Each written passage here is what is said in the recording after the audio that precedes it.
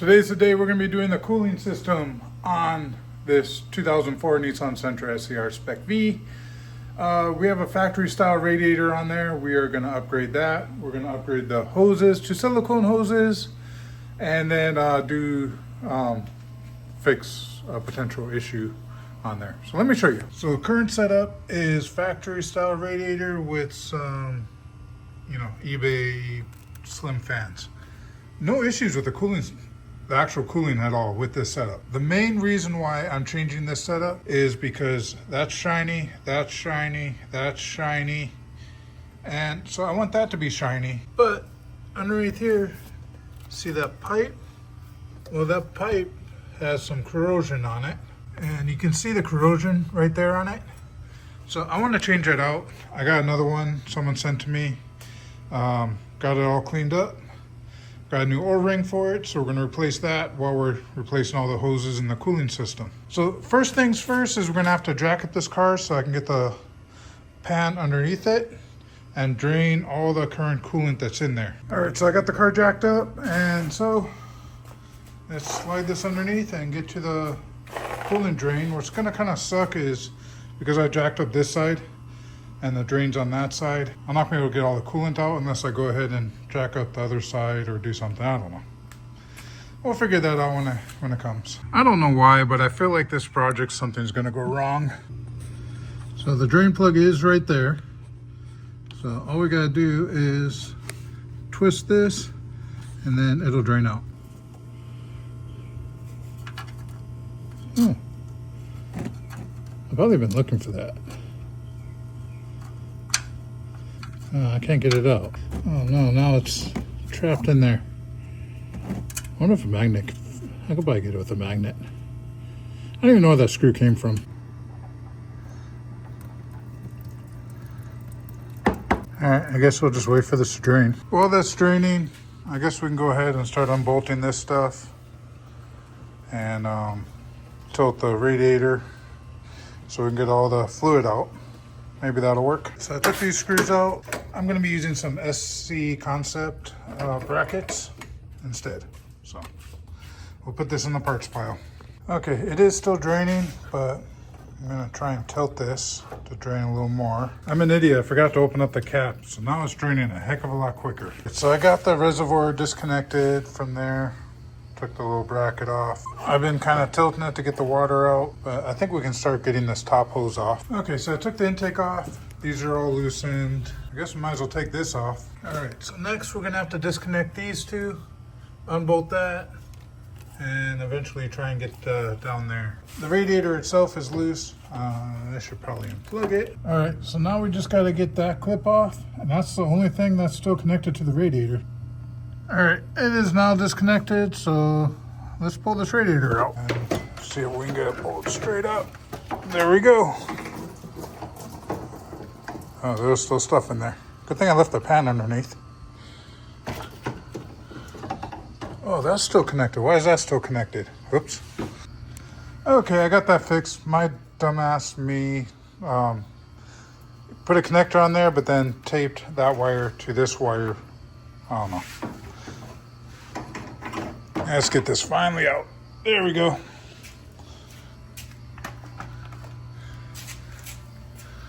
Okay, so I got that disconnected, took that bolt off, took off the bolt down there, just use an extension.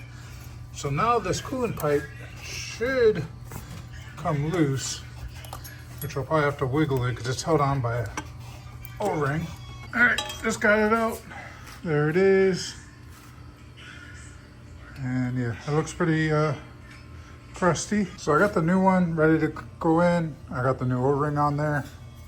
But before I do that, I think it would probably be easiest to get that lower hose and put on the lower hose first. So let's talk about hardware real quick. I'm gonna be using these constant torsion clamps, I think is what they're called, versus the standard worm clamp. Now the Mishimoto worm clamps are supposedly pretty good, and they're one of the better clamps out there. But I want to use this one so it has constant pressure on top of it going all the way around. Where these ones actually, I don't know, it's debatable. These do hold up. So now Mishimoto does have a sponsorship program. That said, they're not sponsoring this video, and so you can sign up for it right there. I'm not going to show you any details of it. And what they do is they give you discounts, they give you some free stuff, assuming that you get approved. One of the clauses in signing up for a sponsorship is you cannot say that you're sponsored by them. That is something that they do not allow you to disclose, which I don't think is right. So I can't tell you that they sponsored me or this car or anything like that. Also, just to make the people at Mishimoto happy, even though I am not sponsored by them, I'm gonna put the sticker right there. Actually, I can't even put these on there. Whoever cut these too deep. I don't know if they want, they can send me some more. All right, we're making progress. That's on, all bolted.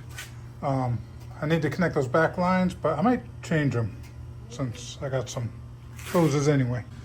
So basically the hose that goes here and then this hose here, they go back to where it goes inside the car. So your heater hoses, and you got your two there. So I just pluck those off, and we can go ahead and put these ones on. Now these are not Mishimoto's, these came from China. I am not gonna use the spring clamps. I'm gonna use these guys.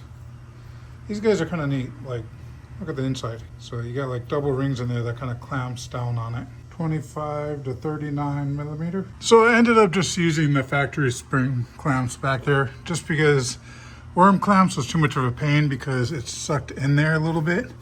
So you can't really get to it very well up top. I mean, I could have put a swivel or something on it, but spring clamps are so much easier and just quicker. So the question is, do I replace these small lines while I'm in here? I mean, I got the parts, and I got OEM parts for it too on top of that, and new clamps. Or do I just not touch it because it's not leaking? I don't want to create a leak on wherever it connects to. So I've decided the hoses actually look pretty good. So I'm gonna leave those alone and just not mess with them. And I'll just keep these on hand. So when they do eventually blow, or if they eventually blow, I got the parts on hand. Look at me justifying my laziness. So I guess now is a good time as ever to just drop in the radiator and then drop in the cooling fans. So here's the radiator. Looks pretty good. I don't know much about build quality, but I mean, I guess the wheels aren't perfect there, but as long as it holds, that's really what all that matters. And there's the fans. So the fans look like they're gonna slide into there, and then we'll have to bolt them up there. Okay, so I got it sitting there, but we got to get it dropped into, see if I can zoom in, those little rubber things. I got to get this to sit inside those little rubber holding things on the bottom. So I'm gonna go underneath and then try and line up the holes and then drop the radiator down. Okay, got it dropped in there. I had to drop it with the fans because it is really tight. And I had to kind of move that all the way to clear. But it looks like it's not, it's barely, I don't know if it's touched or not, but I'll have to take a look at it. So at this point, I'm gonna get the bottom hose clamped on so we can finish up down there. Then we'll start working on the clamps here. The hose there. I gotta shorten this intake a little bit, and we might have to do something a little fancy with that hose to clear this turbo intake pipe. So the brackets for the radiator, I'm gonna be using the SC Concept ones. Has a little grommet thing in there, so that's kind of cool, and it has a thing that I can put my prop thingy on. Factory bracket also holds the bumper. So in order to hold the bumper, we also got these from him too. So I got the brackets on for now. It seems to fit good, except it is hitting my intercooler pipe.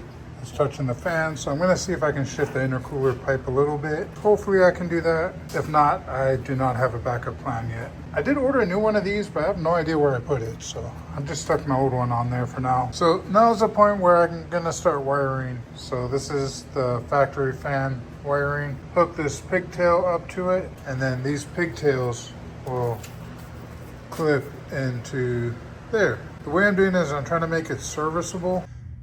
Okay, so I got the wires ran through and just zip tied them to this thing. I gotta cut the ends of the zip ties off. Got the bottom hose connected. So the only thing left I gotta figure out down here is that intercooler pipe touching the fan. So I'm gonna try and loosen some of these connectors up, see if maybe I can somehow shift the pipe over a little bit. Learn from my mistake. Get good quality clamps that are stainless, that's not gonna rust.